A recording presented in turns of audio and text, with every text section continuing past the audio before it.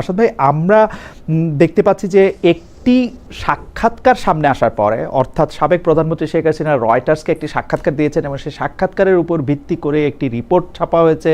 সেই রিপোর্টে তিনি বলেছেন যে তিনি ডিসেম্বরে বাংলাদেশে ফেরত আসতে চান।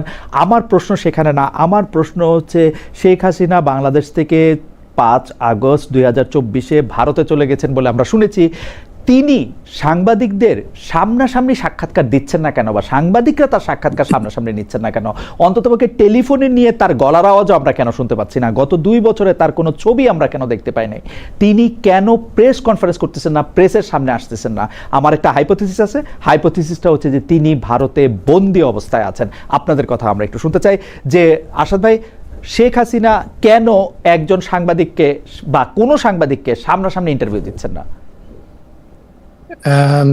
এটার আমার সাথে তো শেখ হাসিনার কোনো যোগাযোগ নাই, ফলে আমি জানিও না কিছু। তবে যেটা অনুমান করি সেটা হচ্ছে যে তিনি একটা ভারত সরকারের অতিথি হিসেবে সেখানে গেছেন, ফলে তার পক্ষে নিজের থেকে কোনো ডিসিশন নেওয়া মনে হয় না এটা তার পক্ষে সম্ভব আর কি। ফলে তাদের ক্লিয়ারেন্স ছাড়া উনি কারোর সাথে কথা বলতে পারবেন না, বা তারাই বলে দেবে যে কার সাথে কথা বলবে। আর তিনি যে জায়গাটাতে আছেন সেটা একটা সংরক্ষিত এলাকা, আমি ওই এলাকাটা বেশ মোটামুটি চিনি, লোদি গার্ডেনের কাছে, খুবই মানে পশ ভিআইপিদের এলাকা সব। তো আমার ওইটাই মনে হয় যে তাদের সম্মতি ছাড়া বা তাদের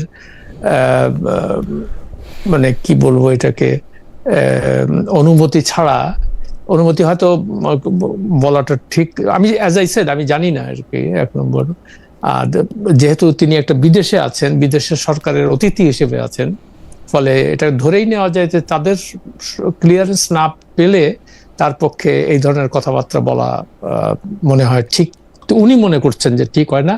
আর তার যারা হোস্ট যারা, তারাও হয়তো একই বিবেচনায় সেটা করেছেন।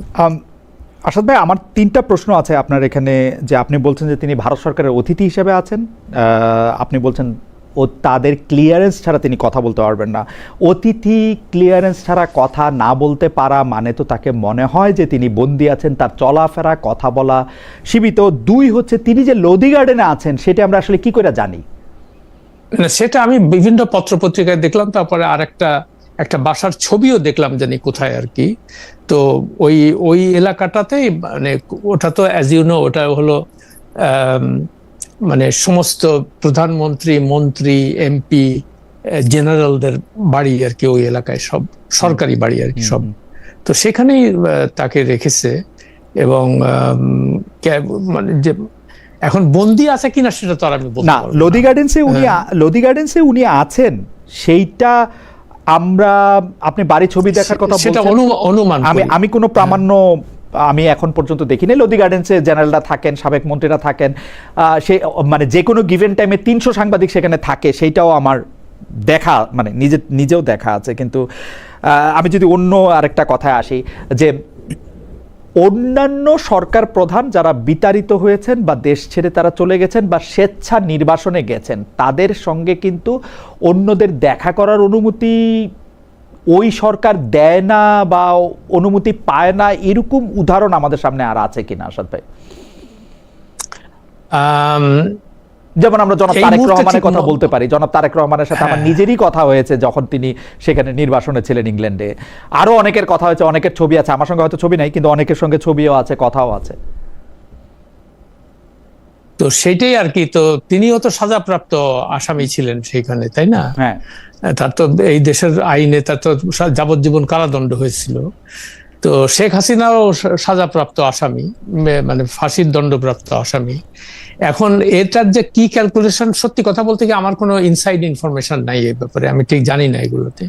আর যেটা জানি না সেটা নিয়ে মানে কোনো স্পেকুলেশন করতে চাই। আচ্ছা, লাস্ট প্রশ্ন, আপনি যেহেতু জানেন না সেটা নিয়ে আপনি স্পেকুলেশন করতে চান না, ফেয়ার এনাফ। আপনার কাছে শেষ প্রশ্ন, আমরা কিন্তু আন্তর্জাতিক সংবাদ সংস্থায় আমার কাজ করার অভিজ্ঞতায় হোক বা আন্তর্জাতিক সংবাদ সংস্থা থেকে বাইরে হওয়া প্রতিবেদনগুলি পড়ে দেখি হোক, যে আমরা কিন্তু ইমেল সাংবাদিকতা বা ইমেল সাক্ষাৎকারকে আমরা খুব বেশি গুরুত্ব দিতে দেখি না, কারণ আমরা যেহেতু জানি না ওই পারে আসলে উত্তরটা তিনি দিচ্ছেন কিনা, সম্পূরক প্রশ্ন করতে পারি না।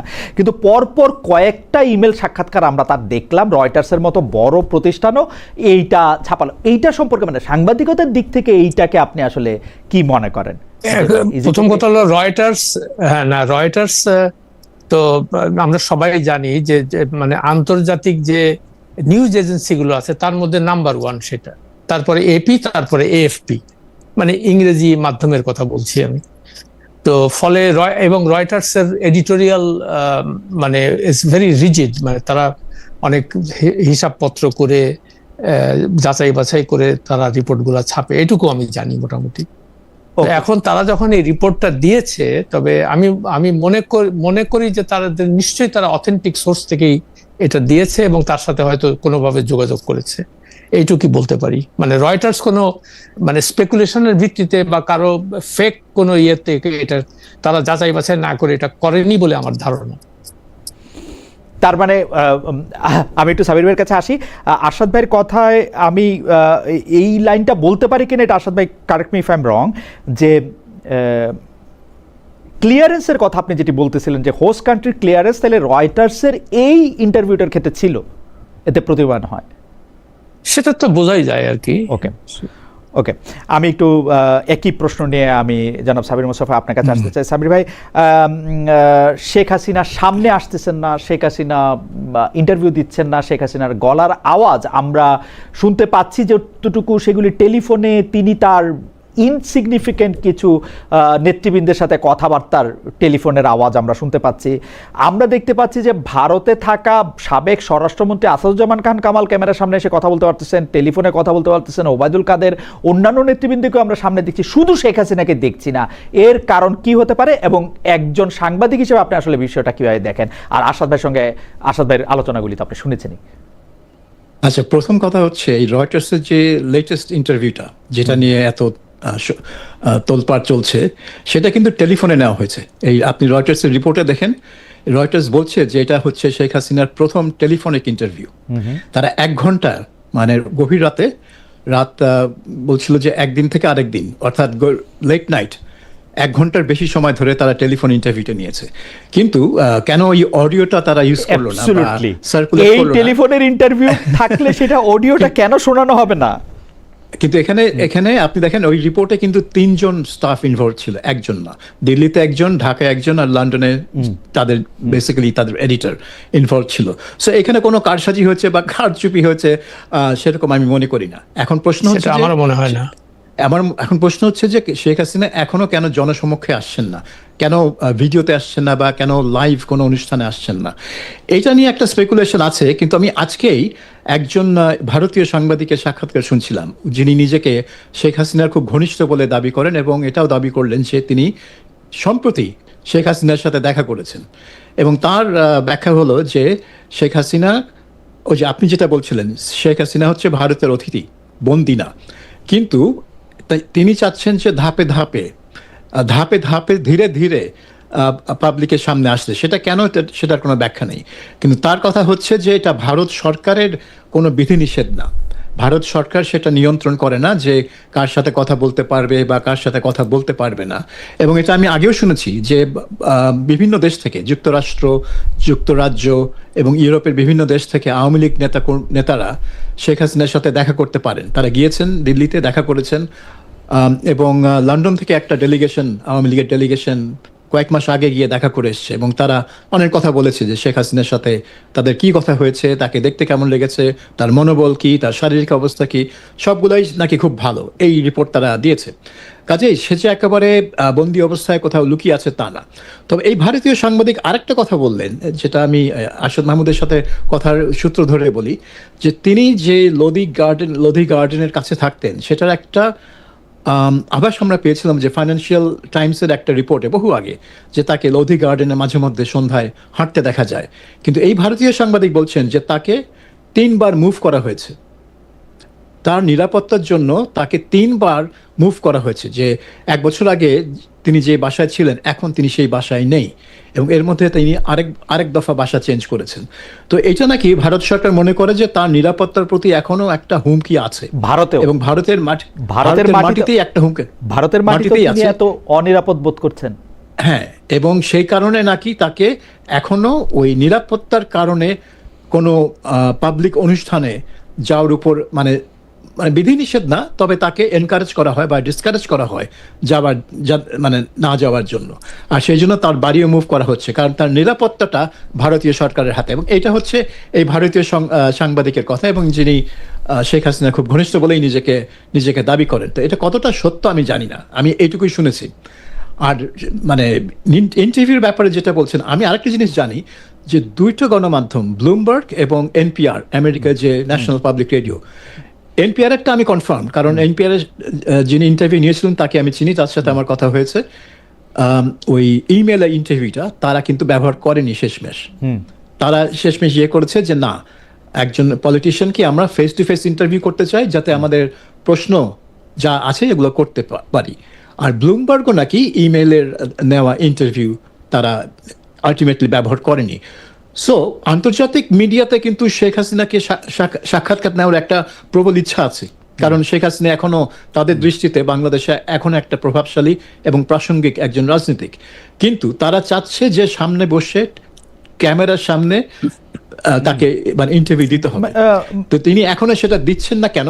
সেটা কারণ তিনি তো কখনোই তো তিনি মানে লজ্জা পেয়ে লুকিয়ে থাকেননি, সবসময় তো সাংবাদিকদের সামনে। আমি নিরাপত্তা এখানে আমি একটু জি আসাদ ভাই, খালেদ আমি একটু ইন্টারাপ্ট করি। ওই সাবির কথাটা বললো যে তার ওইরকম বিধিনিষেধে মানে লোকজন ইউরোপ থেকে যাচ্ছে, এখান থেকে যাচ্ছে, তার সঙ্গে দেখা করছে। তো আমি মোটামুটি মানে যা বুঝতে পারি আর কি, যে ইন্ডিয়ান গভর্নমেন্টের বা ইন্ডিয়ার যারা হ্যান্ডলার তাদের ভেটিং ছাড়া কেউ তার সঙ্গে দেখা করতে পারে না, দ্যাটস ফর শিওর। কেমন? আর 2 নাম্বার ব্লুমবার্গ বা এনপিআর, যেটা আমার প্রশ্ন হচ্ছে, তারা যদি তাকে বলেই থাকে যে তোমার এটা করবো না আমরা, মানে সামনাসামনি কথা বলা বা তাহলে ইমেলে উত্তর দিতে সে রাজি হলো কেন, বা তারাই বা তাকে ইমেল পাঠাইলো কেন, এটাও আমি বুঝলাম না। এটা হয় কি, মানে ওই ইন্টারভিউ নিতে রাজি হয় এক লেভেলের লোক, রিপোর্টার বা, কিন্তু যখন এটা একেবারে তাদের এডিটোরিয়াল বোর্ডের সর্বোচ্চ পর্যায়ে যাবে এটা ক্লিয়ারেন্সের জন্য, তখনই সেই প্রশ্নটা তোলা হয় যে এই মানে তোমরা কত শিওর যে সেই উত্তরগুলা দিচ্ছে। ইমেলের সাক্ষাৎকারের সমস্যা ওইখানেই যে উত্তরগুলা পড়ে মনে হয় না যে এটা শেখ হাসিনার নিজের লেখা উত্তর। ল্যাঙ্গুয়েজটা যেরকম, ল্যাঙ্গুয়েজটা অনেক সময় আমি যেরকম মনে করেছিলাম যে উত্তরগুলা তার আইনজীবীরা লিখে দিচ্ছে। এটা খুবই, সাবির ভাই আপনি একদম মানে আমি বলি যে আপনারা দুজনই একদম মানে আমার কৌতূহলটা মেটানোর জন্য আপনি যদি একটু বলেন যে নিরাপত্তার প্রশ্ন যদি তার ভারতে থেকেও থাকে, সেই ক্ষেত্রে তিনি ভিডিও ইন্টারভিউ দিতে পারেন, সারা পৃথিবীর থেকে নেতারা ভিডিও ইন্টারভিউ দেন, তার কোনো ধরনের মানে মানে আমরা বুঝতেই পারি না তিনি কোন জায়গা থেকে এটা দিচ্ছেন, সেটা উনি দিচ্ছেন না, আসলে তার অডিওটাও শোনানো হচ্ছে না। এখন আমরা কি করে মানে আসাদ ভাই খুবই গুরুত্বপূর্ণ একটা কথা বলেছেন, ক্লিয়ারেন্সের কথা। আমার কাছে কারো কথা বলার জন্য যদি ক্লিয়ারেন্স লাগে, আমার কাছে এর অনুবাদ হচ্ছে তিনি বন্দী আছেন, যে তার কোনো স্বাধীনতা নাই, তার কোনো স্বাধীনতা নাই। আমি এই পর্যায়ে এটা সাবির ভাইয়ের কাছে এটা প্রশ্ন করতে চাই, আমি আসাদের কাছে ফেরত আসছি যে সাবির ভাই, মিডিয়া কি এনাফ চেষ্টা করেছে জানার জন্য? মিডিয়া কি তার গতিপথটা দেখতে চেষ্টা করেছে? মিডিয়া কি জানতে চেষ্টা করেছে তিনি আসলে কোথায় আছেন? কারণ ইতিহাসের খাতিরে তো এই প্রশ্নগুলি জানা দরকার। যারা বড় বড় মিডিয়া আছেন, বিবিসি আছেন, রয়টার্স আছেন, এএফপি আছেন, এপি আছেন, তারা কিছুদিন পর পর আমাদেরকে একটা ইমেল ইন্টারভিউ ধরায় দিচ্ছেন, যেটার আধা পয়সা গুরুত্ব আমার কাছে নাই। এখন ঘটনা হইতেছে যে এটা কেন মানে ইন্টারন্যাশনাল মিডিয়া এই আগ্রহটা কেন নিতেছে না, বা এটা জানার চেষ্টা কেন করছে না? এটা খুব ডিফিকাল্ট বলা যে কেন তারা শেখ হাসিনা কোথায় আছে সেখানে মানে কেন মানে খোঁজ নিচ্ছে না। কারণ পৃথিবীতে অনেক যে পাপারাত্সি বলে যেই বস্তু জিনিস আছে দুনিয়াতে, তারা তো সবাই এই ধরনের লোকজনের ছবি খুঁজে বেড়ায়, যে শেখ হাসিনার একটা ছবি যদি কোনো একটা ফটোগ্রাফার নিতে পারে, যে তার বাসায় বা তার বাইরে বা লোধি গার্ডেনে বা যেখানেই হোক, তাহলে তো এটা অনেক অনেক অনেক মূল্য থাকবে এই মুহূর্তে। তো তাহলে এই ফটোগ্রাফাররা কোথায়? তারা কেন চেষ্টা করছে না ট্র্যাক ডাউন করতে শেখ হাসিনা কোথায়? এটা একটা প্রশ্ন, এটা একটা লেজিটিমেট প্রশ্ন যে শেখ হাসিনা হয়তো আসতে চাচ্ছে না, কোনো কারণ থাকতে পারে, ভারত সরকারের বিধিনিষেধ থাকতে পারে, হয়তো নিরাপত্তার বিষয়টাও থাকতে পারে, কিন্তু সাংবাদিকরা কেন চেষ্টা করছে না? তারা কি ইন্ডিয়ান সরকারের এত অনুগত যে ইন্ডিয়ান সরকার বলছে ভাই তোমরা এটা তাকে ফাঁস করো না? তার এবং সরকার যত না চাইবে তত তো আরো বেশি করার কথা সাংবাদিকদের, আমি সরলভাবে যেটা বুঝি আর কি। আচ্ছা, আমি একটু আসাদের কাছে জিজ্ঞেস করি, আসাদ আপনার কাছে কি মনে হয় যে ইন্টারন্যাশনাল মিডিয়া কি মানে এনাফ চেষ্টা করছে, মানে উনার যত নিউজ ভ্যালু আছে, মানে উনাকে প্রশ্ন করার যত নিউজ ভ্যালু আছে, সেটাকে এনাফ চেষ্টা করা হয়েছে আসলে? না, এখন সারা দুনিয়াতে এত ঘটনা ঘটছে, সত্যি কথা বলতে কি মানে শেখ হাসিনা এখন আর ওই অর্থে রেলিভেন্ট না ইন্টারন্যাশনাল, মানে আমরা যারা ইন্টারন্যাশনাল বলতে যারা বুঝি, যেমন আমেরিকা, ইংল্যান্ড বা জার্মানি, ফ্রান্স, এইগুলা যেটাতে বুঝি। তো এখন অ্যাজ ইউ নো, গত মানে শুরু থেকে ইউক্রেন যুদ্ধ শুরু হওয়ার পর থেকে, তারপরে মিডল ইস্টের তারপরে গাজা, এইসব নিয়ে মানে they are so preoccupied and busy with all this stories. Sheikh Hasina is no longer that. না কিন্তু আসাদ ভাই, সবকিছুর তো একটা প্রথমবারের গুরুত্ব আছে জার্নালিজমে। তিউনিসিয়া অত একটা গুরুত্বপূর্ণ দেশ না, কিন্তু তিউনিসিয়ার আরব বসন্তের পরে তিউনিসিয়ার লিডারকে ইন্টারভিউ করার তো একটা বিরাট ব্যাপার ছিল ইয়ার জন্য। আমি কথার কথা বলতেছি, জাস্ট উদাহরণ দেওয়ার জন্য। তো সেই ক্ষেত্রে তো শেখ হাসিনার ইন্টারভিউ করা, শেখ হাসিনাকে জানতে চাওয়া যে why did she do this, তারে কেন আইসা পড়তে হইলো, এটা তো মানে ফার্স্ট হ্যান্ড স্টোরি পৃথিবীতে যত ঘটনাই ঘটুক। না, সবই ঠিক আছে। যেমন তিউনিসিয়ার ওই যে বেন আলী না, ওই যে করছিল যে, তো যাই হোক, তো সেও তো তাকে তো কোনো ইন্টারভিউ দিতে কোথাও দিয়েছে বলে আমি দেখি নাই আর কি কোথাও, because he was also under house arrest in some way. Absolutely, আমি এটা জানতে চাইছি যে না ওই আমি তো সেই কথাটা প্রথমেই বললাম, তাকে হয়তো মানে ঘরের মধ্যে বন্দি করে রাখে নাই, বাট এটা আমি মোটামুটি নিশ্চিত যে ইন্ডিয়ান গভর্নমেন্ট এমন ভাবে তাকে করে রাখছে যে তাদের মানে অনুমতি ছাড়া বা তাদের ক্লিয়ারেন্স ছাড়া এবার কারোর সাথে দেখা করতে পারবে না। এটা অসম্ভব ব্যাপার, ইটস ইম্পসিবল। এইবার আমি বুঝতে শেখ হাসিনা হলো তাদের কাছে একটা ট্রাম্প কার্ড, তাকে দিয়ে তারা অনেক কিছু করাবে, সেই ধরনের চিন্তা ভাবনা থাকাটা খুবই স্বাভাবিক। এখনো তাদের কাছে ট্রাম্প কার্ড। আচ্ছা জি, সাবির ভাই কিছু যোগ করতে? আচ্ছা, আমি জাস্ট ওই বেন আলীর সাথে একটা মানে পার্থক্য, বেন আলী তো আছে সৌদি আরবে। সৌদি আরব কিন্তু যখন কাউকে আশ্রয় দেয়, বাইরের কোনো রাষ্ট্রনায়ককে, তাকে কিন্তু কোনোভাবেই কোনো রাজনীতি করতে দেয় না। ভারতে বসে শেখ হাসিনা কিন্তু বাংলাদেশের রাজনীতি করতেছে সক্রিয়। তাই তিনি তো এই রয়টার্স সাক্ষাৎকারই বললেন যে 125টা নির্বাচনী এলাকায় দলীয় নেতা কর্মীদের সাথে তার যোগাযোগ হয়েছে, কিন্তু সৌদি আরব কিন্তু সেটা কোনোভাবেই অ্যালাউ করে না, একেবারে চুপ থাকতে হয় তাদের। না, আর ইন্ডিয়ার সঙ্গে সৌদি আরবের পার্থক্যটা এটাই, বিকজ ইন্ডিয়ার ইন্টারেস্টে তারা শেখ হাসিনাকে দিয়ে এগুলা বলাবে বা করবে, এটা তো কোয়াইট অবভিয়াস, তাই না? ইন্ডিয়ান ইন্টারেস্টে আমি এই সিরিজের শেষ প্রশ্ন সাবির ভাইয়ের কাছে করতে চাই। তার আগে দুজন দর্শকের একটু মতামত একটু সুন্দর লাগলো, এটা একটু পড়ে শোনাই। একজনের নাম জালাল আহমেদ, উনি বলছেন আপনার অনুষ্ঠান এখন তেলবাজি হয়ে গেছে, আপনি খুব তেলবাজ, আপনাকে ঘৃণা করি। আরেকজন ইমরান খান, উনি বলছেন খালেদ মহিউদ্দিন সেই ফার্মের সাংবাদিক, যে ফার্মের সাংবাদিক কমফোর্ট জোনের বাইরে কারো ইন্টারভিউ নিতে অভয় পায় না। আমি ঠিক বুঝতে পারলাম না, যাই হোক। হাওয়েভার থ্যাংক ইউ আপনাদের। আমি এই সিরিজে শেষ প্রশ্ন করতে চাই যে সাবির ভাই, শেখ হাসিনা মানে আমি যদি সময়ে পিছিয়ে 2024 সালে 5 আগস্ট যাই, শেখ হাসিনা যখন ভারতের মাটিতে অবতরণ করেন তার ব্যক্তিগত বিমানে, মানে সরকারি বিমানে বা সরকারি হেলিকপ্টারে, তখন কি তিনি বাংলাদেশের প্রধানমন্ত্রী হিসাবে ভারতে পা রেখেছিলেন কিনা? মানে আগে পদত্যাগ, পরে সেখানে যাওয়া, পদত্যাগই করেন নাই, ভারতীয় প্রধানমন্ত্রী ভারতে সেখানে গেছেন বাংলাদেশের প্রধানমন্ত্রী হিসেবে, মানে তার স্ট্যাটাসটা কি ছিল, এটা কি আমরা জানি কি? না, একটা জিনিস আমার মনে হয় পরিষ্কার যে শেখ হাসিনা লিখিত কোনো পদত্যাগপত্র কাউকে দিয়ে যাননি।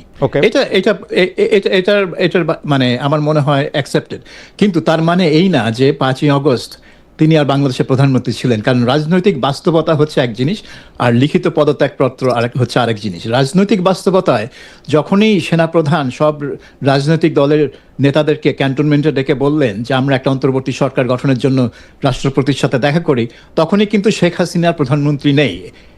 খাতা কলমে হয়তো থাকতে পারে, কিন্তু বাস্তবে তিনি নেই। কাজে তিনি যখন ওই দিল্লিতে বিমানবন্দরে বাংলাদেশ সেনাবাহিনীর বিমানে গেলেন, অবতরণ করলেন, তখন কিন্তু ভারত তাকে ক্ষমতাচ্যুত প্রধানমন্ত্রী হিসেবে গ্রহণ করেছে, নট কারেন্ট ক্ষমতাসীন প্রধানমন্ত্রী, ক্ষমতাচ্যুত। এটাই হচ্ছে রাজনৈতিক বাস্তবতা। এবং ইন্ডিয়া রাজনৈতিক বাস্তবতা মেনে কাজ মানে যা করার করেছে এবং তাকে আশ্রয় দিয়েছে। মূল কথা হচ্ছে ভারত তাকে নিরাপদ আশ্রয় দিয়েছে।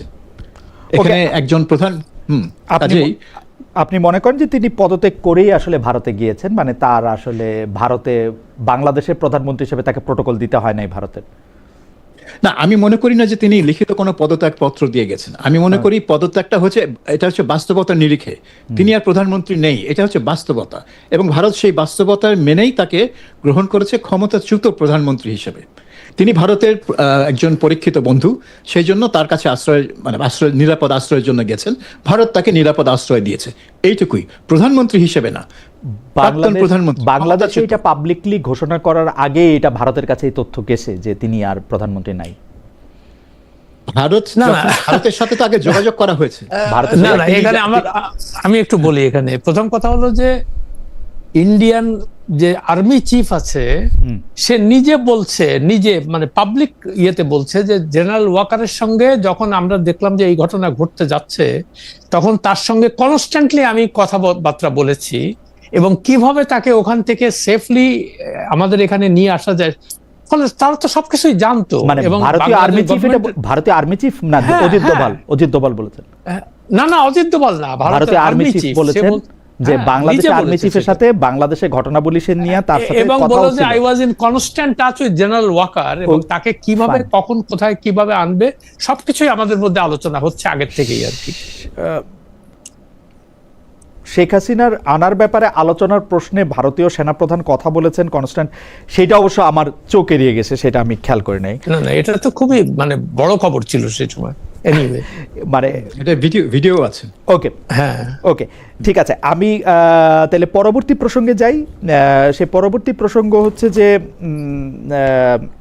সংবিধান মানে সংসদের সংবিধান সংশোধন সংক্রান্ত, এইটাও আপনাদের দুজনের জন্য প্রশ্ন। আমি প্রথমে সাবির ভাইয়ের কাছে যেতে চাই। একই ব্যাপারে আসাদ ভাইয়ের মতামত আমরা শুনবো যে সংসদের সংবিধান সংশোধন সংক্রান্ত বিশেষ কমিটি গতকাল গঠন করা হয়েছে। জামায়াতের নেতৃত্বে বিরোধী দলের নাম দেনি, উল্টো এর প্রতিবাদে ওয়াকআউট করেছিল। তারা গণভোটের রায় বাস্তবায়ন চায়। বিএনপি এবং জামাতের এই বিরোধটাকে কতটা সিরিয়াস মনে হচ্ছে? মানে সংবিধান সংশোধন করতে হবে, এটা একটা দাবি। সংশোধন সংক্রান্ত বিশেষ কমিটি করার পরে জামায়াতের ওয়াকআউট। আমরা বিএনপিকে দেখে মনে হচ্ছে যে তারা আসলে কোনো সংশোধনই করতে চায় না, আবার জামায়াতকে দেখে মনে হচ্ছে যে তারা আসলে, মানে আপনাদের মতামত একটু শুনতে চাই। আমার মনে হয় জামাত এবং এনসিপি তারা চাচ্ছে যে জুলাই সনদ বলে যে জিনিসটা তারা তৈরি করেছে এবং যে কাগজে 24টা দল সই করে, এবং যে 24টা দলের মধ্যে বোধহয় 2টা দল আর নাই, বিলুপ্ত হয়ে গেছে 2টা বা 3টা। তো তারা চাচ্ছে ওই জুলাই সনদ পুরোটাই মানে লক স্টক অ্যান্ড ব্যারেল, কোনো মানে বিয়োগ ছাড়া সংবিধানে অন্তর্ভুক্ত করা হোক। এইটাই হচ্ছে তাদের দাবি, কারণ এখানে অনেক কিছু আছে যেটা তাদের রাজনৈতিক মতাদর্শের সাথে মানে মিলে যায় আর কি। তো বিএনপি যেটা চাচ্ছে যে সংবিধান সংশোধন নিয়ে যেসব ধারাগুলো আছে এই জুলাই সনদে 33টার মধ্যে যেগুলাতে তারা নোট অফ ডিসেন্ট দেয়নি, শুধু সেইগুলো তারা বাস্তবায়ন করবে। এবং সেই জন্য তারা এই কমিটি গঠন করেছে। তারা কোনো ওই গণপরিষদের একটা আলাদা যেটা শপথ নিল ওই বিরোধী দলের সদস্যরা, সেই হাঙ্গামায় তারা যায়নি। তো এইটা একটা বিরোধ, এবং এই বিরোধটা আমার মনে হয় প্রকট হবে যতই তারা বিএনপি, জামাত এবং এনসিপি চাইবে জুলাই সনদ পুরোপুরি সংবিধানের অন্তর্ভুক্ত করা হোক, এবং বিএনপি এটাকে রেজিস্ট করবে, কারণ তারা সবকিছু জুলাই সনদে যা কিছু আছে সবকিছু তারা বাস্তবায়ন করতে চায় না। এটা তাদের রাজনৈতিক মানে কর্মসূচির সাথে মেলে না। কাজেই এই বিরোধটা আমার মনে হয় চলবে, এবং জামাত এবং এনসিপি এটাকে মানে সংসদের বাইরে রাজপথে নিয়ে যাবে কিনা সেটাই হচ্ছে মেইন বিষয়। কারণ সংসদের ভেতরে জামাত এবং এনসিপির যেই শক্তি এবং জামাতের যেই পারফরমেন্স এখন পর্যন্ত, তারা যতটুকু চাপ সৃষ্টি করতে পারছে সরকারের উপর, তার চেয়ে বেশি চাপ সৃষ্টি করছে রুমিন ফারহানা, একজন এমপি স্বতন্ত্র। কাজে জামাতের সেই মানে অভিজ্ঞতা এবং প্রজ্ঞা নেই এই সংসদীয় রীতিনীতি নিয়ে, সংসদীয় গণতন্ত্রে তারা যে সরকারকে মানে বিরোধিতা করবে, তারা চাইবে রাজপথের থেকে একটা চাপ সৃষ্টি করতে। সো সেটা আমার মনে হয় ভবিষ্যতে আসবে, এখনই আসবে না। বিএনপি যখন এই বিভিন্ন সাংবিধানিক ধারা সংশোধন করতে থাকবে তাদের মানে কর্মসূচি অনুযায়ী, তাদের 31 দফা অনুযায়ী, আর বিএনপি এবং জামাত এবং এনসিপির যেগুলা মানে যেটা দাবি, যেটা পুরো জুলাই সনদ একসাথে বাস্তবায়ন করতে হবে, সেটা যখন হবে না, তখন তাদের রাজপথে না যেয়ে তাদের উপায় থাকবে না, কারণ তারা totally invested in this July charter. কাজে এই জুলাই চার্টারটা হচ্ছে তাদের একদম মানে নিজেদের বেবি বলতে পারেন। তারা তো চাচ্ছিল যে এই নির্বাচনের আগেই জুলাই সনদটা সংবিধানের অংশ হয়ে যাক, এইটাই ছিল তাদের একটা প্রধান দাবি। কিন্তু বিএনপির চাপে সেটা করতে পারেনি অন্তর্বর্তী সরকার। কাজে এখন তারা চেষ্টা করবে যাতে বিএনপিকে চাপ দিয়ে এটা করানো যায়, কিন্তু আমার মনে হয় না বিএনপি এটা করতে খুব একটা রাজি হবে। কাজে একটা সংঘাত একটা আন্দোলন খেলা আসতে পারে। আন্দোলন খেলা বলছেন সাবির ভাই, আমি একটু আসাদ ভাইয়ের কাছে আসতে চাই। আসাদ ভাই, আপনি এটাকে নিয়ে কি মন্তব্য করেন? তার আগে একটা খালি মন্তব্য একটু পরে। ইমরান খান উনি বলছেন, বিইং অনেস্ট, দয়া করে বলবেন ইন্টারন্যাশনাল মিডিয়া ছাড়া বাংলাদেশের মিডিয়া কি চেষ্টা করেছে? অর্থাৎ শেখ হাসিনা ইন্টারভিউর কথা উনি বলছেন। আপনারা করেছেন অন্য কোনো নেতা বা কর্মীদের ইন্টারভিউ নিতে? আমি আমার কথা বলতে পারি যে আমি চেষ্টা করেছি। আমি চেষ্টা করার ফল হচ্ছে আমি এই কথা বলার পরে যারা মানে আমার জুলাইয়ের যারা আন্দোলন নেতৃত্ব দেওয়া বন্ধুরা, তারা বলেছেন যে আমার বিচার হওয়া উচিত, আমাকে মানে কি করা উচিত, অনেক কিছু বলেছেন। আর আওয়ামী লীগের লোকজন বলেছেন যে আমি 2 টাকার ছাপরি ইউটিউবার, আমাকে কেন শেখ হাসিনা ইন্টারভিউ দিবেন। যাই হোক, হ্যাঁ ভাই, আমি আসাদ ভাই আপনার কাছে জানতে চাই যে এই সংবিধান সংশোধন সংক্রান্ত বিশেষ কমিটি গঠন, জামাতের নেতৃত্বে ওয়াকআউট, এটা সম্পর্কে আপনার? আমার সত্যি কথা বলতে কি, এটা নিয়ে আমার বিন্দু মাত্র কোনো চিন্তা ভাবনা নাই, মাথা ব্যথাও নাই। আমার কাছে এগুলো সব খেলা মনে হয় আর কি। খেলা কেন বলছি, যে এই পুরো জুলাই সনদটাই এখন একটা বিতর্কিত ব্যাপার হয়ে গেছে। এখন আমরা বা দেশের সাধারণ মানুষ এই জুলাই আন্দোলন নিয়ে যতটা অ্যাক্টিভ ছিল বা তাদের চিন্তা ভাবনা, তারা ভেবেছিল একটা আমূল পরিবর্তন হবে জুলাই আন্দোলনের ফসল যে সরকারটা আসছিল, মানে মোহাম্মদ ইউনূসের সরকার, তারা সত্যিকার অর্থে আমাদেরকে দেশকে সামনের দিকে এগিয়ে নিয়ে যাবে এবং আমরা ভালো কিছু পাবো। আমরা মানে স্বৈরাচারী শাসন ব্যবস্থার যে সমস্ত জিনিসগুলো, যেমন একনায়কতন্ত্র, বিচার বিভাগের স্বাধীনতা না দেওয়া, আইনের শাসনকে তোয়াক্কা না করা, তারপরে বৈষম্য কমানো, এইগুলাই মানুষের মানে আশা আকাঙ্ক্ষা ছিল। কিন্তু জুলাই এই বিপ্লবের পরে যে যারা ক্ষমতায় আসলো, বিশেষ করে মোহাম্মদ ইউনূস, তিনি এসেই তার ব্যক্তি স্বার্থকে উদ্ধার করার মানে হাসিল করার জন্য সমস্ত কিছু সে ভুলে গেল। হ্যাঁ, এবং সেই ভুলে যাওয়ার ফলে যেটা হলো, এই বিভিন্ন যেমন আমলারা এটা বুঝে ফেললো যে এই লোকের দিয়ে তো মানে সে তো 2 দিন পর পর বিদেশ চলে যায়, তারপরে নিজের মামলা নিজেই প্রত্যাহার করে নেয় নির্বাহী আদেশে, তারপরে তার বিরুদ্ধে যত ছিল জরিমানা ছিল সবকিছু নিজে, তারপরে নিজের ভাইপোকে সে ডেপুটি প্রেস সেক্রেটারি বানায় গ্রামীণ ব্যাংক থেকে। নূরজাহান, আসলে আপনি ডেপুটি প্রেস সেক্রেটারি নিয়ে এত ডেপুটি প্রেসিডেন্ট, এটা মানে নিজেদের লোকিত হবে, সেটা বলছি না, নিজেদের লোকিত হবে। প্রথম কথা হলো, আমার কথা হলো যে এটা তো একটা সরকারি মানে জনগণের টাকা, তাই না? তো আমি জনগণের টাকা আমি যাকে খুশি নিয়ে বসাই দিব, পছন্দ তাকে আমি প্রেস সেক্রেটারি করব না। আমি আজকে দলের নির্বাহী প্রধান হলে তো আমি সেটা বলছি না, কিন্তু এটা হচ্ছে একটা সিরিয়াস কনফ্লিক্ট অফ ইন্টারেস্ট।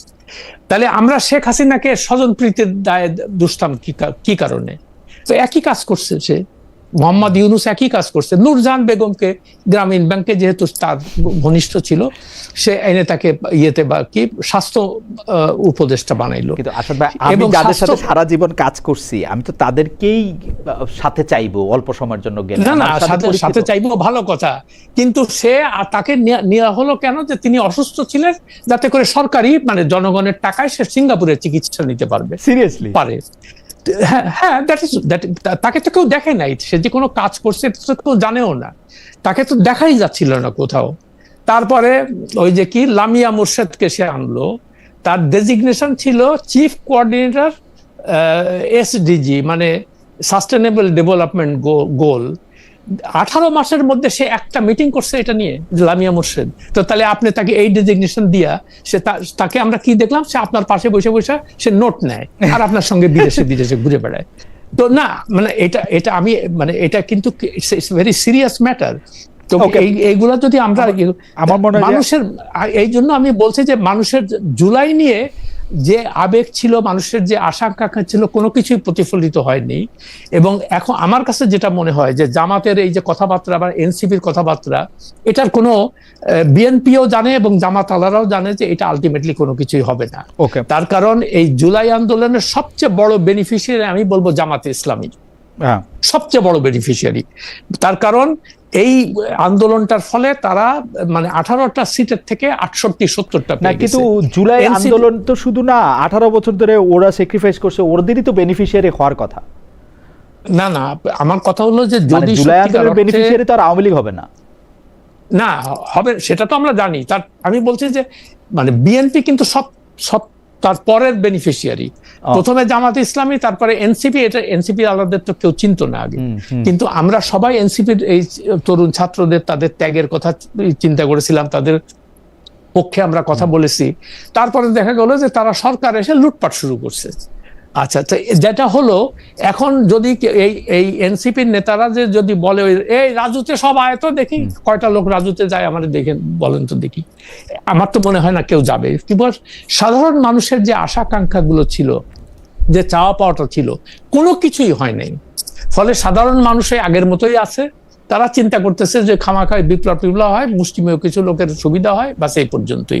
ফলে ওই মানে সিরিয়াসলি আমার তো তাই মনে। আমি কয়েকদিন আগে একটা লেখাও লিখেছিলাম যে এই মানে জুলাই আন্দোলন কেন সফল হলো না, এটার উপরে লম্বা একটা লেখাও লিখেছি আমি কিছুদিন আগে, গত সপ্তাহের মধ্যে। না জুলাই আন্দোলনের সফলতা নিয়ে আসাদ ভাই আমি এখানে একটু দুই পয়সা দিতে চাই। আন্দোলনের সফলতা যদি আপনি বলেন, বাংলাদেশে কোন আন্দোলন সফল হয়েছে? 90-এর আন্দোলন কি সফল?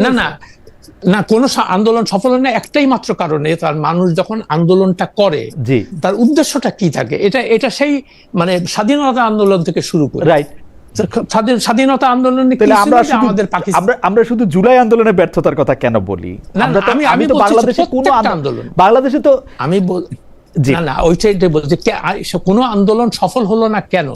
তার কারণ মানে মানুষের যে মৌলিক চাহিদাগুলো ছিল, যে আশা আকাঙ্ক্ষা ছিল, চাওয়া পাওয়া ছিল, আজকে 54 বছরে সেইগুলোর কোথাও কোনো মানে সেই মানুষের চাওয়া পাওয়া নিয়ে অবশ্য আমার দুই কথা আছে। মানুষকে আসলে গণতন্ত্র চাই কিনা, মানুষ হচ্ছে এমপিদের কাছে আসলে ল না সিম্পল জিনিস যে আমি যদি কেউ অন্যায় করে এই দেশে, কেউ যদি অন্যায় করে, সে যত বড় ক্ষমতাবান হোক না কেন, তার শাস্তি হতে হবে। আচ্ছা, বিচার মানে সাধারণ মানুষ যেন বিচার ঠিক মতো পায় না। আসাদ ভাই আপনি যখন এই কথা বলেন, আসাদ ভাই আপনি এই কথা যখন বলেন তখন খুব জেনারেলাইজেশন থেকে বলেন। আপনি যখন বলেন যে বাংলাদেশের মানুষ চায় যে কোনো অন্যায় হইলে তার বিচার হইতে হবে, বাংলাদেশের মানুষ এইটা চায় যে আমার ছেলে সবকিছু বাদ দিয়া তাকে সরকারের চাকরিতে নিয়ে নেওয়া হোক, আমি আন্দোলন করছি আমাকে এমপি বানানো হোক, এমপি যে আছে সে আমাকে টাকা দিক, আমাকে সরকার জমি কিনা দেয়। তার মানে কি যে সরকারি চাকরিটাকে আপনি এত আকর্ষণীয়, সরকারি চাকরি যারা জমি অনেক কিছু মানে না আমি সেটাই বলছি, তার মানে কি এটা তো করাপশন। তো আপনি করাপশনটাকে কেন আপনি এনকারেজ করবেন? আপনার উচিত হলো মানে আমি তো বৈষম্য যাতে না থাকে সেই ব্যবস্থা করা। না সেই ব্যবস্থা সাধারণ মানুষের জীবনও চায় নাই। সাধারণ মানুষ চাইছে এতদিন যে দুষ্টামিগুলো আওয়ামী লীগ করছে, এতদিন এগুলো আমি করবো না। ওইটা হয়তো দলীয় লোকজনরা করে, কিন্তু সত্যিকার অর্থে যেমন আমি প্রায় আমার মানে লেখালেখির মধ্যে বলি, ওই যে বাবুর মার কথা বলি, মেরির মার কথা বলি, এরা তো আর কোনো দল টল করে না। এরা আমি দেখতেছি যে বংশ পরম্পরায় মানুষের বাড়িতে কাজ করতেছে, রিক্সা চালাচ্ছে, মানে এদের তো কোনো কিছু হচ্ছে না। এই যে বৃষ্টিটা হলো ঢাকা শহরে কয়েকদিন আগে, আমার বাসায় না মানে আমাকে এসে বলতেছে যে খালু আমি তো মানে আমি সারা রাত কালকে বসে আছি, আমার বাড়িতে পানি উঠে গেছে। তো এটা শুনতেছি যখনই, যেমন আমি এখন যে জায়গায় থাকি এখানে কোনোদিন আমি পানি উঠতে দেখি না। এবার আমরা 3 দিন তো আমি ঘর থেকে বের হতে পারি না আমাদের পুরো এলাকায়। আসাদ ভাই এই কথাগুলি কিন্তু আমার মনে হয় আরো 40 বছর ধরে আমরা শুনে আসতেছি, কিন্তু আমি যদি ওরকমই একটা, আমি মিরপুরে থাকতাম, ওরকমই একটা বন্যা দুর্গত ঢাকায় কিছু হইলে যেখানে পানি জমে, সে এলাকা থেকে যদি আমি আইসা বলি আমি যে আইসা ঢাকা শহরে আইসা যে জায়গার মধ্যে থাকলাম, ওই জায়গাটাতে আমি মানে আমার এটাতে আইনি অধিকার ছিল কিনা সেই প্রশ্ন করার যোগ্যতা আমার আছে, আমি যে এখানে একটা বাসা বানায় থাকলাম। না সেটা তো আমি বলছি সেটা তো কমপ্লিটলি একটা ডিফারেন্ট। আমি মনে করি যে আমাদের মানে আমরা এটা বলতে পারি, অন্যদের উপরে চাপাইতে পারি যে আমি কিছু না, আমি আইন ভাঙি না। আমি এইটার ব্যাপারে খুব কনভিন্স না যে আমি আইন ভাঙি না, আমি সাধারণ মানুষ, আমিও আইন ভাঙি। প্রথম কথা হলো আমি বলি যে এই যে মেরির মা বাবুর মা যাদের কথা বলি, এদের তো মানে এরা আইন কি জিনিসটা জানেও না। আইন সবাই জানে, তার যে কি আইন সবাই জানে, তাদের যে কি অধিকার সেটাও সে জানে যে তার এখানে আইসা বাসা বানানোটা তার অধিকার না, তাই সে এটা করে।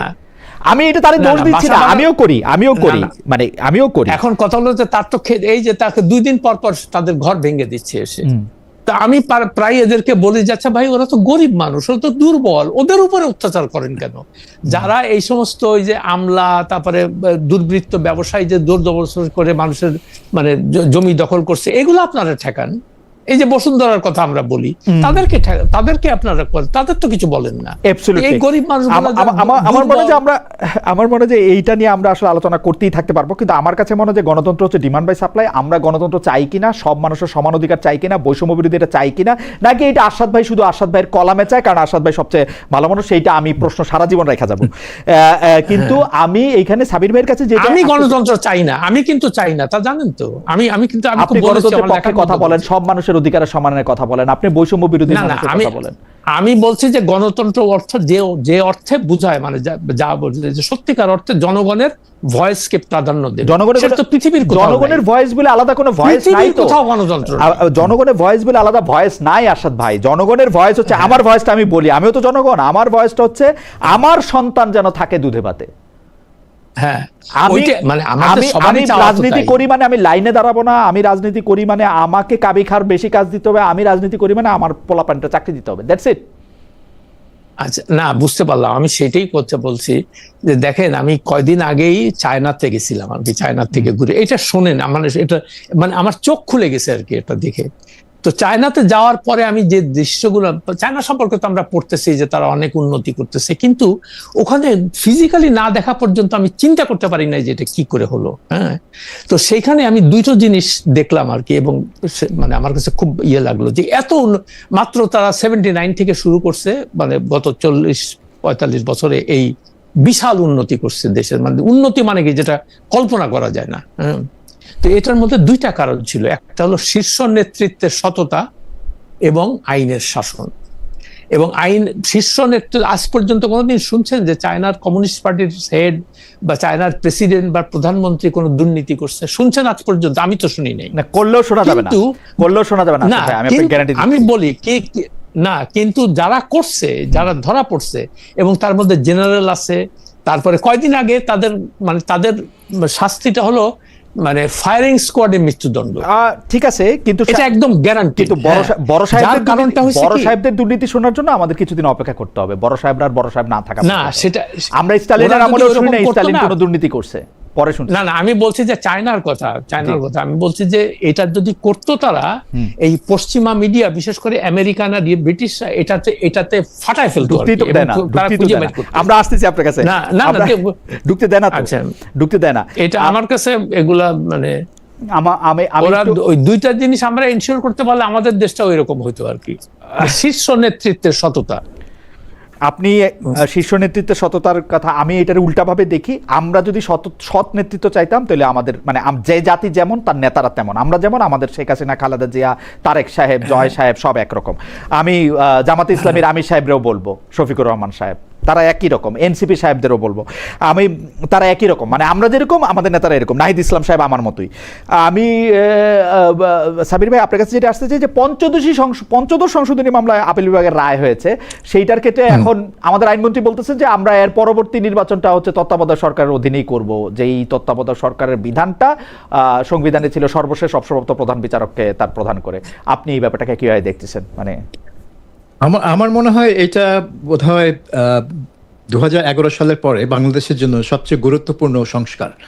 কারণ 96 সালে যখন এই তত্ত্বাবধায়ক সরকার ব্যবস্থা চালু করা হয়, তারপরে যেসব নির্বাচন হয়েছে আপনি দেখেন, 96 জুন মাসে, 2001 সালে এবং 2008 সালে ভোটের হার ছিল 75 থেকে 87%। তার মানে বাংলাদেশের মানুষের আস্থা একেবারে চূড়ায়, মানে চরমে চলে গেছিল, যে এই নির্বাচনী ব্যবস্থায় তারা ভোট দিতে পারবে, তাদের ভোট তারা দিতে পারবে এবং যাকে দিবে তার মানে খাতায় থাকবে, এই কনফিডেন্সটা তাদের ছিল। কিন্তু শেখ হাসিনা 2011 সালে সেই জিনিসটাকে ধ্বংস করে দেয় এই পঞ্চদশ সংশোধনীর মাধ্যমে। যদিও তিনি বলছিলেন যে সুপ্রিম কোর্টের একটা রায় বলা হয়েছে যে এই আরো 2 টার্ম হতে পারবে, ব্যবস্থা সংবিধানের পরিপন্থী, কিন্তু এই নির্বাচনী ব্যবস্থাটা ছিল একটা রাজনৈতিক বিষয়, এটা আইনি বিষয় না, এটা রাজনৈতিক বিষয়। এবং 96 সালে এটা রাজনৈতিকভাবেই এটার ফয়সালা হয়েছিল। কিন্তু এখন দেখা যাচ্ছে যে পরবর্তীতে শেখ হাসিনা আদালতের মাধ্যমে, আদালতের ঘাড়ে বন্দুক রেখে ফায়ার করলেন তিনি, আদালতের দোহাই দিয়ে তিনি এই ব্যবস্থাটা উড়িয়ে দিলেন। এখন আবার সেই আদালতই এই ব্যবস্থাটাকে পুনর্বহাল করলো। কাজে এটা বাংলাদেশের জন্য, আমি মনে করি যে বাংলাদেশের মানে গণতন্ত্রের জন্য তো বটেই, কারণ গণতন্ত্রের ভিত্তি হচ্ছে একটা ফ্রি অ্যান্ড ফেয়ার ইলেকশন। এটা ছাড়া আপনি তো গণতন্ত্রের কোনো মানে কিছুই দাঁড়াতে পারবে না। কাজেই এটা একেবারেই অপরিহার্য বাংলাদেশের জন্য একটা মানে নির্বাচনী ব্যবস্থা যেটার উপর সবার আস্থা থাকবে। এখন সোফার শুধুমাত্র একটা তত্ত্বাবধায়ক সরকারের অধীনে নির্বাচনেই মানুষের আস্থা আছে, সেটা আমরা বারবার দেখতে পাচ্ছি। কাজে এটা ফিরে আসা আমার মনে হয় বাংলাদেশের জন্য একটা মানে কি বলবো, এই যে আমরা একটু আলোচনা করছিলাম যে 2024 সালের অভ্যুত্থানের পরে আদৌ কোনো বেনিফিট হলো, কোনো আদৌ কিছু আসলো কিনা, এটা আমি মনে করি যে একটা ট্যাঞ্জিবল, একটা আসল বেনিফিট। এটা যদি জুলাই অভ্যুত্থানের কারণে হয়ে থাকে তাহলেই জুলাই অভ্যুত্থান সার্থক। নাসির ভাই, আপনি কি 2006-07 মাথায় রেখে এই কথা বলতেছেন যে আমরা দেখছি তখন অঙ্ক কষে সর্বশেষ অবসরপ্রাপ্ত প্রধান বিচারপতি কে হবে? আমি আপনার জন্য না, আসাদ ভাইয়ের জন্য না, আমি দর্শকদের জন্য একটু মনে করাই দেই। প্রধান বিচারপতির কাছে আইনমন্ত্রী একটা চিঠি লিখলেন, সেই চিঠিতে বললেন যে আমাদের সব ভালো ভালো বিচারক এখন অবসর নিয়ে নিতেছেন, আমাদের তাদের অবসরের বয়সটা একটু বাড়াইতে হবে, সংবিধানে সেটা চেঞ্জ করতে হবে, তাইলে আমরা কিছু ভালো বিচারক পাবো। সেই ভালো বিচারকদের মধ্যে সবচেয়ে ভালো বিচারককে, সবচেয়ে ভালো বিচারক হচ্ছে বিচারপতি কে এম হাসান, যিনি সেই সময় প্রধান বিচারপতি। তো বিচারপতি কে এম হাসান যেদিন অবসর নিছেন তার পরের দিন বয়স বাড়াইছে বিএনপি সরকার, তার পরের দিন। উদ্দেশ্যটা হচ্ছে মানে তার আগের দিনও যদি বাড়াইতো তাহলে বিচারপতি কে এম হাসান 2 বছর বেশি প্রধান বিচারপতি থাকে, ভালো করে বিচার টিচার করতে পারে। কিন্তু তার পরের দিন বাড়ানোর উদ্দেশ্যটা হচ্ছে তাকে যেন সর্বশেষ অবসরপ্রাপ্ত প্রধান বিচারপতি রাখা যায় নির্বিঘ্নে আরো 2 বছর, মানে কেউ আর সর্বশেষ অবসরপ্রাপ্ত প্রধান বিচারপতি হইতে পারবে না ইনি ছাড়া। তো ইনি কে রাখার জন্য যে অঙ্ক করা হইলো সেইখান থেকে কিন্তু এটা সবচেয়ে, এই অঙ্কটা করাটাকে, এটা কি ঠিক আছে? এটা মাথায় রেখেই বলতেছেন যে মানে ত্রয়োদশ সংশোধনী আমাদের জন্য? এটা আমি বলছি যে বিএনপি যে ভুলটা করেছে, তারা এই তত্ত্বাবধায়ক সরকার ব্যবস্থাটা ম্যানিপুলেট করার চেষ্টা করেছে এই কে এম হাসানের ব্যাপারটা দিয়ে, এবং এটা ছিল তার প্রথম ধাক্কা এই ব্যবস্থার উপর। তারপরে আসলো আপনার 111, রাইট, সেনা সমর্থিত সরকার এসে নির্বাচন 2 বছর আর পিছিয়ে দিল। মানে নিয়মে ছিল যে 3 মাসের মধ্যে নির্বাচন করে তত্ত্বাবধায়ক সরকার বিদায় নেবে, সেখানে তারা 2 বছর ক্ষমতায় থাকলো, সেটা ছিল দ্বিতীয় ধাক্কা। আমি ইনফ্যাক্ট একটা লেখা লিখেছি, এটা আশা করছি আগামীকালই প্রকাশিত হবে, এবং এই বিষয়গুলো আমি টেনেছি যে হাসিনার কাছে মনে হয়েছিল যে এই তত্ত্বাবধায়ক সরকার ব্যবস্থাটা এত ডিসক্রেডিটেড হয়ে গেছে যে এটাকে ফেলে দেওয়া যায়, কিন্তু আসলে তো ফেলে দেওয়ার জন্য ছিল না সেটা, এটা ছিল যে এটাকে সংস্কার করে আরেকটু টেকসই করা, আরেকটু মানে শক্তিশালী করা, টেকসই করা, যাতে এটাকে ম্যানিপুলেট না করা যায়। এবং সেটা না করে তিনি দিলেন জবাই করে। আওয়ামী লীগ হচ্ছে জবাই করলো এবং পুরো সিস্টেমটাকে ধ্বংস করলো। আসাদ ভাই, আপনি যদি এটা নিয়ে 2টা কথা বলেন, যে কারণ হচ্ছে যে সাবির ভাই একদম ঠিক কথা বলছেন যে একদম আদালতের ঘাড়ে বন্দুক রেখে, আমি মানে যখন শর্ট অর্ডারটা দেয় তখনও কোর্টে ছিলাম, এই কি বলে না, আমার কথা বলেন। জি না, আমার কিন্তু এগেন মানে আমি হয়তো সবাই বিরক্ত হয়ে যাবে, আমার এগুলো নিয়ে কোনো আগ্রহ নাই আর। তার কারণ না, আমি বলি কেন নাই, আমি সেটা বলি। মানে let me be very clear. প্রথম কথা হলো যে আমরা তো আগেও তত্ত্বাবধায়ক সরকারের অধীনে নির্বাচন হতে দেখেছি কেমন, কিন্তু আনফরচুনেটলি ওই দুটো দলই ঘুরে ফিরে আসতেছে, হয় হাসিনার দল আসবে অথবা খালেদা জিয়ার দল আসবে, এটাই তো হচ্ছে। তো এটা তো দেশের তো কোনো কিছু হচ্ছে না। মানে আমি আবারও সেই সাধারণ মানুষের কথাই বলতেছি, মানুষ ভোট দিল, ওই যে সাবির বললো যে 75 থেকে 87%, খুবই ভালো কথা। তো তাতে দেশের কি পরিবর্তন হইলো? দেশের তো মানে মানে আমরা যে সত্যিকার অর্থে যে আমূল পরিবর্তন গুলা চাই, সেগুলো তো কিছু হচ্ছে না। আর এই প্রসঙ্গে আবারও বলে রাখি খালেদা জিয়া নিজে বলেছে এই তত্ত্বাবধায়ক সরকার দিবে না, সেই জন্য তখন তিনি বলেছিলেন যে তত্ত্বাবধায়ক সরকার শুধুমাত্র পাগল আর শিশু ছাড়া কেউ চায় না। এটা ওনারই কথা। তার মানে প্রথম কথা হলো আমি ক্ষমতায় থাকবো, যেভাবে আমি থাকবো। এখন যদি ঠিক আছে ইলেকশন তত্ত্বাবধায়ক সরকার হলে হয়তো স্বাভাবিকভাবে আমরা যেটুকখানি আমাদের অভিজ্ঞতায় বলে যে মোটামুটি একটা নিরপেক্ষ ভোট হয়, এবং যারা ক্ষমতায় থাকে তারা মানে ইনভ্যারিয়েবলি তারা ক্ষমতার থেকে চলে যায়, বিকজ মানুষ বিরক্ত হয়ে যায় তাদের প্রতি, এবং তারা ভোট দিয়ে অন্য আরেক দল এসে তারপরে কিছুদিন পরে আবার তাদের বিরুদ্ধে মানুষের ক্ষোভ বাড়তে থাকে। তো এই যে চক্করের মধ্যে আমরা পড়ছি, এই তত্ত্বাবধায়ক সরকার দিয়ে আমি কি করব? ওকে, মানুষের ভোট দেওয়া ছাড়া আর তো কোনো লাভ আসলে একটু আপনি 50-60 সেকেন্ডে বলবেন। আমরা যেটা খুব সহজে বলে ফেলি বাংলাদেশে মানুষের কিছু হইল না 54 বছরে, কথা কি ঠিক? 54 বছরে তো আমি সব কয়টা সূচকে সাংঘাতিক উন্নয়ন দেখি। আমার বয়স ওইগুলোর ফলে আমি তো নিজের চোখে বাংলাদেশে চিনতে পারি না। ঢাকা শহরে আমার জন্ম, আমি তো ঢাকায় চিনতে পারি না। না মানুষের খুবই ভালো কথা। না খুবই ভালো। আমি মাঝে উত্তরবঙ্গে গেছিলাম আর কি, সবচেয়ে ডিপ্রেসড এরিয়া, তো আমার নিজেরই বিশ্বাস হচ্ছিল না যে আরে সর্বনাশ, মানে